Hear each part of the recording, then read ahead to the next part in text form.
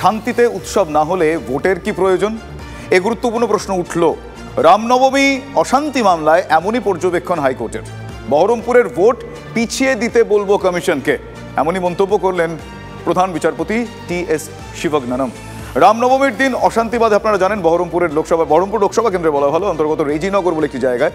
আর এই মামলায় রাজ্য সরকারের রিপোর্ট তলব করে আদালত এবং তারপরেই এই অবজারভেশন। একবার বিস্তারিতভাবে আপনাদের দেখাই এবং শোনাই। যেখানে মানুষ ৮ ঘন্টা শান্তিপূর্ণভাবে নিজেদের উৎসব পালন করতে পারেন না, সেখানে এই মুহূর্তে ভোটের প্রয়োজন নেই। রামনবমীর দিন মুর্শিদাবাদের বহরমপুর লোকসভা এলাকায় অশান্তি সংক্রান্ত মামলায় এমনই পর্যবেক্ষণ কলকাতা হাইকোর্টের প্রধান বিচারপতি টি.এস. শিবজ্ঞানমের। নির্বাচন কমিশনের উদ্দেশ্যে বিচারপতির মন্তব্য, আমরা নির্বাচন কমিশনকে বলবো যে বহরমপুর লোকসভা কেন্দ্রের নির্বাচন যেন পিছিয়ে দেওয়া হয়। অশান্তিতে প্ররোচনা কে দিল তাও জানতে চান প্রধান বিচারপতি। সাম্প্রদায়িক বিভাজনে নির্বাচন করলে দিদির লাভ হয়, মোদির লাভ হয়। বিচারপতির মন্তব্যে আমার মনে হয়েছে যে আমরা এতদিন পর্যন্ত যে অভিযোগটা করে আসছি সেটা বিচারপতির মন্তব্যে তার স্বীকৃতি পেল। আগামী 13ই মে চতুর্থ দফায় ভোট গ্রহণ হবে অধীর রঞ্জন চৌধুরীর গড় বহরমপুরে। লড়াই এবারও ত্রিমুখী। প্রচার পর্বে একাধিকবার উত্তপ্ত হয়েছে বহরমপুর।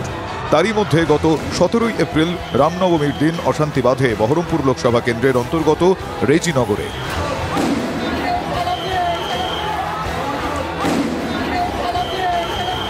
রেশ গিয়ে পড়ে হাসপাতালে, মার খায় পুলিশ। রামনবমীতে অশান্তির ঘটনায় এনআইএ তদন্ত চেয়ে মামলা হয় কলকাতা হাইকোর্টে। তারই শুনানিতে মঙ্গলবার উষ্মা প্রকাশ করে রাজ্য সরকারকে হলফনামা আকারে রিপোর্ট দিতে বলেন প্রধান বিচারপতি। তিনি বলেন, চাইলে কেন্দ্র এবং রাজ্য সরকারের তদন্তকারী সংস্থাগুলি হলফনামা দাখিল করতে পারে। আদালত দু ধরনের কথা বলে, অনেক সময় সাজেশন দেয়, নির্দেশ দিলে নির্বাচন কমিশন মানতে বাধ্য। আর যদি কোনো সাজেশন দেয় তো নির্বাচন কমিশন সেটা বিচার বিশ্লেষণ করবে। রাজ্যকে যদি হলফনামা দিতে বলে, রাজ্য বলবে না না বোম টোম পড়েনি, ওই পিসিমার চকলেট বোম পড়েছে।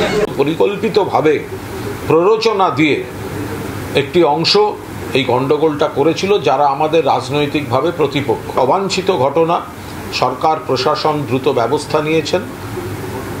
আমার মনে হয় ভোট নির্ধারিত সময়ে হলেও শান্তিতে ভোট হবে, অবাধে ভোট হবে, মাননীয় প্রধান বিচারপতি আস্থা রাখতে পারেন। ভারতে ভোট মানে গণতন্ত্রের উৎসব, আর সেই আবহেই রামনবমী ঘিরে অশান্তির জের এসে পড়ল বহরমপুরের ভোটের ময়দানে। এই মামলার পরিণতি কি? অধীরের কেন্দ্রে কি ভোট পিছানোর কোনো সম্ভাবনা রয়েছে? হাইকোর্টের প্রধান বিচারপতির এই পর্যবেক্ষণের পর নির্বাচন কমিশনের অবস্থান কি হয় তা নিয়ে বাড়ছে কৌশল। শ্রাবন্তী সাহা, কৌশিক ঘোষের রিপোর্ট, TV9 বাংলা। এবার এই বিষয় নিয়ে আমরা কথা বলবো। শান্তিতে উৎসব না হলে সেখানে ভোটের কি প্রয়োজন? এই প্রশ্ন তো উঠলো এবং অত্যন্ত গুরুত্বপূর্ণ জায়গা থেকে উঠলো। কি মনে করছেন আমার সঙ্গে যারা রয়েছেন এই মুহূর্তে, তাদের প্রতিক্রিয়া জান। আমার সঙ্গে অভ্র আছেন, আমার সঙ্গে কৃষ্ণ রয়েছে। প্রথমে অভ্রর কাছে যাই। অভ্র, রামনবমীর দিন যা ঘটনা এবং তারপর মামলা, তারপরে প্রশ্ন উঠলো এবং এক্ষেত্রে আমরা অবশ্যই প্রত্যেকে কৌতূহলী যে কি সিদ্ধান্ত আসে, কিন্তু এরকম একটা প্রশ্ন তো অভিনব প্রশ্ন, কি বলবেন? না দেখুন, মুর্শিদাবাদে সেই দিন খালি রেজিনগর নয়, আরও বেশ কিছু জায়গায় কিন্তু এই ধরনের অশান্তি হয় এবং বাচ্চাদেরকেও ছাড়া হয়নি, তাদের উপরেও আক্রমণ হয়েছে, তারাও রক্তাক্ত হয়েছে। আসলে বিষয়টা হচ্ছে তৃণমূল কংগ্রেস একটা দাঙ্গাবাজ দল, একটা দাঙ্গাবাজ শক্তি। এরা সাম্প্রদায়িক শক্তি। এরা পরিষ্কার এমন একটা পরিস্থিতি তৈরি করেছে যে হিন্দু ধর্মাবলম্বী কোনো ব্যক্তিবিশেষ যদি তাদের ধর্ম আচরণ করতে যায়, তাদেরকে এরা কমিউনাল বলে দাগিয়ে দেয় বারংবার। আমরা দেখেছি আমাদের রাজ্যের মুখ্যমন্ত্রী এই ঝামেলাগুলো হয়েছিল পাবলিক মিটিং, মানে তাদের মানে তৃণমূল কংগ্রেসের, আপনি যেরকম বলছেন আপনার কথা, তৃণমূল কংগ্রেসের মানুষজনের মনোভাবের জন্য সেদিন গণ্ডগোল হয়েছিল। তৃণমূল কংগ্রেসের সর্বোচ্চ নেত্রী পাবলিক মিটিং এ দাঁড়িয়ে বারংবার রামনবমীর সঙ্গে দাঙ্গাকে কোরিলেট করেছেন। উনি করেন কিভাবে? আরেকটা কথা আমি একটু তথ্য দিয়ে দিই সুভজিৎ দা, একটু জাস্ট 10 সেকেন্ড নেব। 2021-এর শুরু থেকে 2022-এর জুলাই অবধি কিছু আমাদের রাজ্যের বেশ কিছু পুলিশ কমিশনারেটে একজন বিশ্বনাথ গোস্বামী বলে ব্যক্তি RTI ফাইল করেছিলেন জায়গায় জায়গায়, যে এখানে কতগুলো রায়েট হয়েছে, কতগুলো দাঙ্গা হয়েছে। মাত্র 12টা পুলিশ কমিশনারেট উত্তর দেয় ওই RTI অ্যাপ্লিকেশনগুলোর। দেখা যাচ্ছে পরিসংখ্যানগতভাবে ওই 1.5 বছরের স্প্যানে 200টা দাঙ্গা হয়েছে আমাদের রাজ্যের ওই মাত্র 12টা পুলিশ কমিশনারেটে। কিন্তু ইন্টারেস্টিং ফ্যাক্ট কোথায় শুনবেন শুভজিৎ দা? ওই সময় রাজ্য সরকারের তরফ থেকে NCRB-কে যে ডেটা দেওয়া হয়েছে সেখানে বলা হয়েছে মাত্র নাকি একটা দাঙ্গার ঘটনা। এই দাঙ্গাগুলোকে লুকানো হয়েছে কেন? তৃণমূল সরকার তাহলে অ্যাক্টিভলি লুকিয়েছে? এটা তাহলে দাঙ্গাবাজ শক্তি, কমিউনাল শক্তি। এই ঘটনার বিজেপির তরফ থেকে সরাসরি তৃণমূল কংগ্রেসের দিকে অভিযোগের আঙুল। বহরমপুরের ভোট পিছিয়ে দিতে বলবো কমিশনকে, এই মন্তব্য। হ্যাঁ, প্রধান বিচারপতি টি.এস. শিবজ্ঞানমের এবং এই গোটা ঘটনা রামনবমীর দিন অশান্তি বাধে বহরমপুর লোকসভা কেন্দ্রের অন্তর্গত রেজিনগর আপনারা জানেন, এবং সেই মামলায় রাজ্য সরকারের রিপোর্ট তলব করে আদালত এবং তারপরেই এই পর্যবেক্ষণ।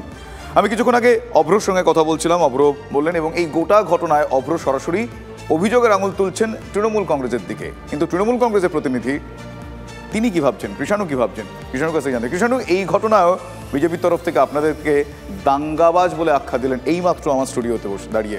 অভ্র কি বলবেন? বিষয়টা হচ্ছে যে দাঙ্গার ডিএনএ কাদের এবং রাজনৈতিক পণ্য বা রাজনৈতিক একটা মূলধন করে দাঙ্গাকে কারা রাজনীতি করে বা রাজনীতিতে নেমেছে বা যাদের অস্তিত্ব রাজনীতিতে দাঙ্গাকে মূলধন করে, তো সেটা বাংলার মানুষ এবং ভারতের মানুষ জানে। আর এই রামনবমীতে দাঙ্গা তো শুধু পশ্চিমবাংলাতে হয়নি, এই একটি জায়গাতে পশ্চিমবাংলাতে হয়েছে, গতবারও দু একটি জায়গাতে হয়েছিল এবং সারা ভারতবর্ষে 100-র বেশি জায়গাতে দাঙ্গা হয়েছিল। সেখানে তো তৃণমূল কংগ্রেস নেই, কমন ফ্যাক্টর কি, বিজেপি আছে, সংঘ পরিবার আছে। তো সুতরাং কারা দাঙ্গা দেয় করে এবার এখানে একটু আগে আপনি কংগ্রেসের যিনি নেতা তার বা ওখানকার প্রার্থী তার বক্তব্য শোনালেন। উনার অভিযোগ এবং উনার রিকুইজিশনের ভিত্তিতে ওখানকার যিনি পুলিশ কর্তা তাকে তার একদিন আগে ট্রান্সফার করা হলো। কেন? অভিসন্ধিটা কি ছিল? এই বিজেপির সাথে উনি যে হাত মিলিয়েছেন এটা তো শুধু এখনকার কথা নয়, বিগত বেশ কিছু বছর ধরে মিলিয়েছেন এবং সেটা উনার কেন্দ্রে এবং বাংলার মানুষ ধরে ফেলেছে। তাহলে অতিরিক্তটা কি হলো যে কেন নির্বাচন কমিশন যে জেলার পুলিশ কর্তাকে ট্রান্সফার করতে হবে, পরের দিন দাঙ্গা হলো। এবং বিচারপতিরা যে মন্তব্য করেছেন যে সারা বাংলা জুড়ে কিন্তু হাজার হাজার জায়গাতে রামনবমী পালন হয়েছে, এবং বলে রাখি ওই একই দিন কিন্তু বাঙালি হিন্দুর বাড়িতে অন্নপূর্ণা পুজো হয়েছে। অন্নপূর্ণা পুজো নিয়ে কোনো পুলিশের চিন্তা অবধি নেই যে কোনো দাঙ্গামা হতে পারে। কোথায় চিন্তা? রামনবমীকে নিয়ে। তাও এত প্ররোচনা সত্ত্বেও রামনবমীর বেশ কিছু জায়গাতে দাঙ্গার পরিকল্পনা পুলিশ প্রশাসনের তৎপরতায় ভেস্তে গেছে। একটি জায়গাতে হয়েছে, ব্যতিক্রমী বহরমপুরে অনেক জায়গাতে সুষ্ঠুভাবে রামনবমী মানুষ পালন। আমি সায়নের কাছে একবার যাব, আইনজীবী সায়ন ব্যানার্জি এই মুহূর্তে। সায়ন, বিচারপতির এই মন্তব্য এবং তিনি কমিশনকে বলবেন বলছে যে ওইখানে যেখানে মানুষ উৎসব করতে পারছেন না সেখানে ভোট দেওয়ার তো প্রশ্নই ওঠে না, কি করে হবে? তো এর আইনি ব্যাখ্যা কি হতে পারে? আইনি ব্যাখ্যার কথা পরে বলছি, প্রথমে বাংলার মানুষকে, TV9-এর দর্শকদেরকে সবার উদ্দেশ্যে একটাই কথা। দেখুন, একটা জিনিস তৃণমূল আর বিজেপি বসে গেছে, বুঝে গেছে, মূল্যবৃদ্ধি হতে পারে, কর্মসংস্থান হতে পারে, চাকরি নেই, গ্যাসের দাম, পেট্রোলের দাম, ডিজেলের দাম, এই সব ইস্যুতে যদি ভোট হয় তৃণমূল বিজেপি মুখ থুবড়ে পড়বে। তাই জন্য যে কোনো প্রকারে ডেসপারেটলি একটা দাঙ্গার চেষ্টা এরা করছে। যদি যে কোনোভাবে একটা দাঙ্গা লাগিয়ে দেওয়া যায়, তারপর হিন্দু মুসলিম ভোট ভাগাভাগি করে যাব না, অত সময় নেই। এই বিষয়ে মানে কে দোষী, কে হলে কি হবে, ভোটের অঙ্ক আমরা যে করছি না, এই ঘটনাটা প্রধান বিচারপতির এই প্রশ্ন, সেটাকে কিভাবে দেখছেন? ওয়ান লাইনার বলুন, একদম হাতে সময় নেই। প্রধান বিচারপতি কেন, ভারতবর্ষের সংবিধান যে কথা বলে দিয়েছে, নোটিফিকেশন হয়ে যাওয়ার পরে নির্বাচনী প্রসেসের মধ্যে হাইকোর্ট কেন, সুপ্রিম কোর্ট ইন্টারফেয়ার করতে পারে না। এটা খুব স্ট্যান্ড, এটা খুব পরিষ্কার। ফিরদৌস শামীম আমার সঙ্গে এই মুহূর্তে রয়েছেন, তার কি পর্যবেক্ষণ আমি খুব সংক্ষেপে জানতে চাইবো।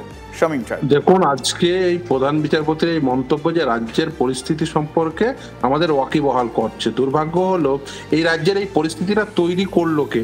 দেখুন, এটা একটা কন্টিনিউয়াস প্রসেস। এই কন্টিনিউয়াস প্রসেসটা কেন? কারণ প্রশাসনিক অদক্ষতা থাকলে এই যে ল অ্যান্ড অর্ডার যেহেতু রাজ্যের মেনটেন হয় না বলে আজকে এই পরিস্থিতি তৈরি হয়েছে। দুর্ভাগ্যজনক এই পরিস্থিতি তৈরি করেছেন কারণ মানুষের কাছে এই প্রশাসনের উপর আস্থা নেই। কেন আজকে বলুন তো, যেটা রামনবমীর পারমিশন করানোর জন্য একটা মিছিল হবে, তার পারমিশন করানোর জন্য আদালতে আসতে হবে কেন বলুন তো? রামনবমীতে একটা ঘটনা ঘটবে কেন? দুর্ভাগ্য হলো আগেও তো রামনবমী হতো, আগেও তো এ রাজ্যে পুজো হতো, আগেও তো মহরম হতো, কিন্তু কোনো কিছুর জন্যই তো আদালতে এসে যে মহরমের আপনি একটা তাজিয়া বের করবেন তার জন্য আদালতে ছুটতে হতো না, বা রামনবমীর যে কোনো ধর্মের মানুষের যে কোনো উৎসবের জন্য তারা সেই উৎসব পালন করবেন, সেই উৎসব পালনকে কেন্দ্র করে এই ধরনের পরিস্থিতি হবে কেন, বা একে অপরকে দোষারোপের এই তরজায় মাতবেন কেন? এবং সেই সময় ভোট এমন একটা পরিস্থিতিতে প্রধান বিচারপতিকে এই প্রশ্ন কেন করতে হবে? তাহলে কি সেখানে ভোটের আবহ রয়েছে? এই প্রশ্নের উত্তরে তো সময় বলবে, কিন্তু এখন আমাদের হাতে আর সময় নেই। আজকে প্রত্যেককে ধন্যবাদ জানাই যারা তাদের প্রত্যেকের সুচিন্তিত মতামত দিয়েছেন।